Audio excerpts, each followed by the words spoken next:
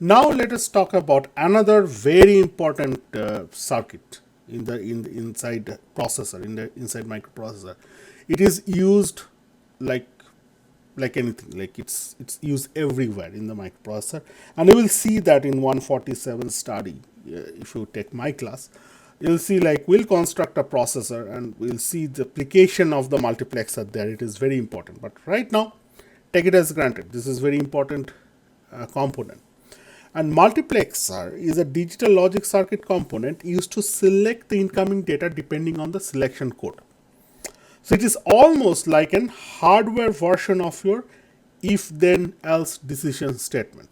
I would say rather it more like an switch case type of software. If you think of that switch and case, end case, that kind of construct in, I think both, I think Java has that. I know C++ has that kind of switch decision making construct, language construct. Multiplexer is hardware equivalent of that. So what is that saying is that depending on the selection bit S1 and S0, assuming S1 stands the MSB part of the binary and S0 is the LSB part of the binary, depending on the value represented by the combination of S1 S0 in this case, it will select one of the incoming input stream or input logic to get into the output side. So what does it mean? Let's take an example. If S1 and S0 is like 0, 1, okay, S1 is 0, S0 is 1. That means the value wise, decimal value wise, it is representing 1. So it's basically will go and select the logic, incoming logic that has been set for the I1 into Y.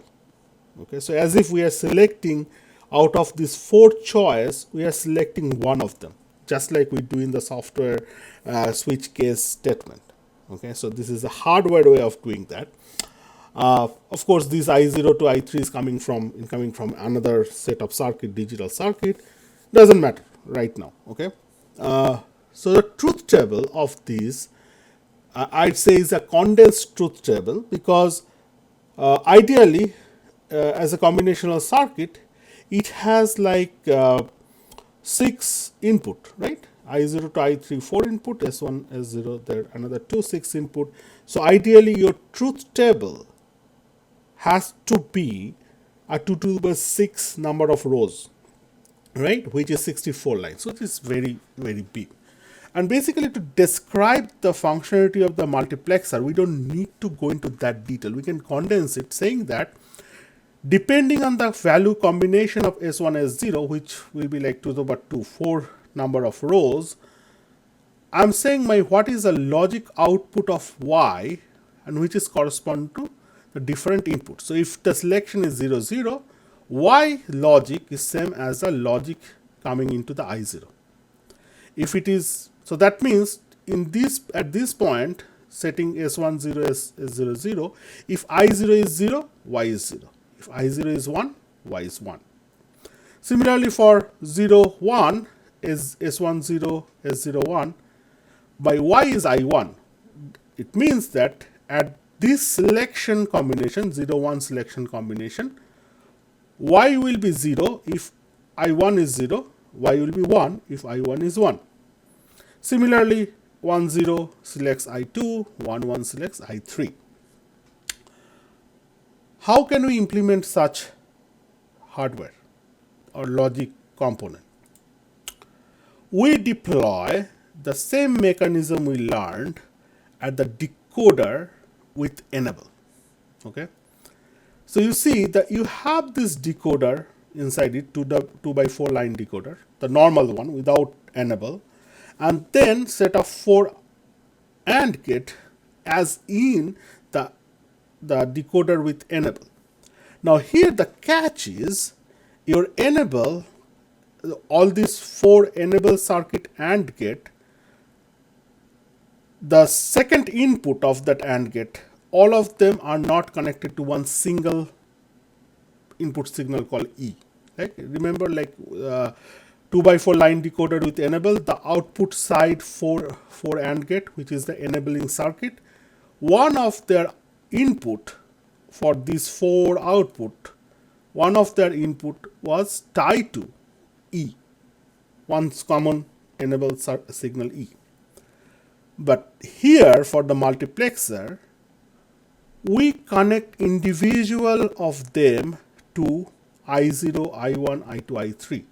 So as if we are trying to pass I0 into further down the line in the output side, or I1 or I2 or I3, we are trying to push them to the further side, further right hand side towards the output of the circuit, depending on the logic value M0, M1, M2 or M3.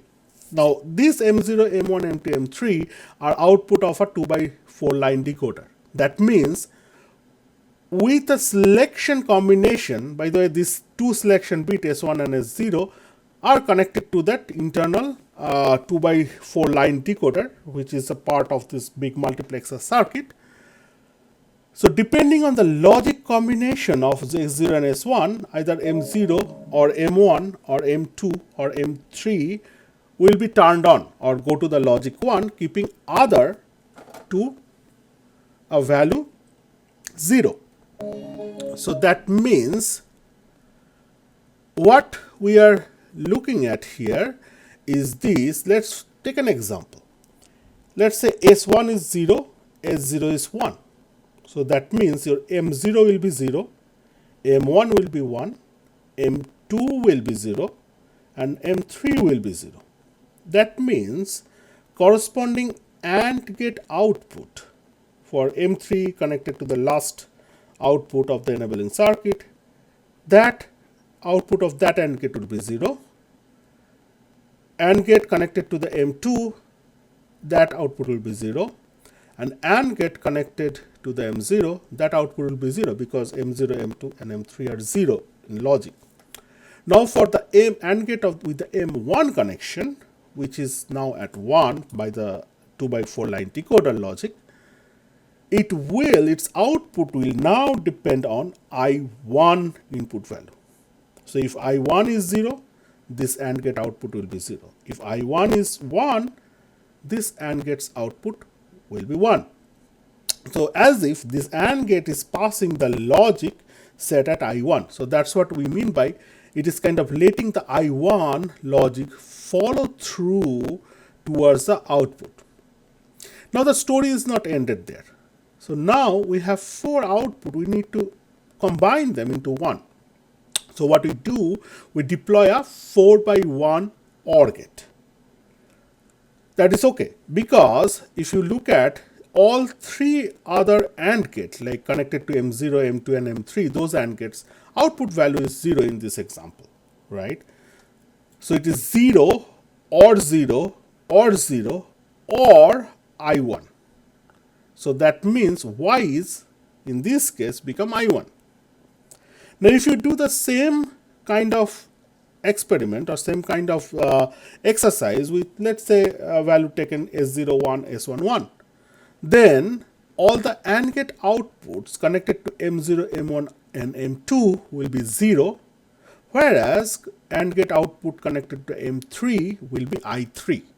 That means Y is now 0 or 0 or 0 or I3, which is I3.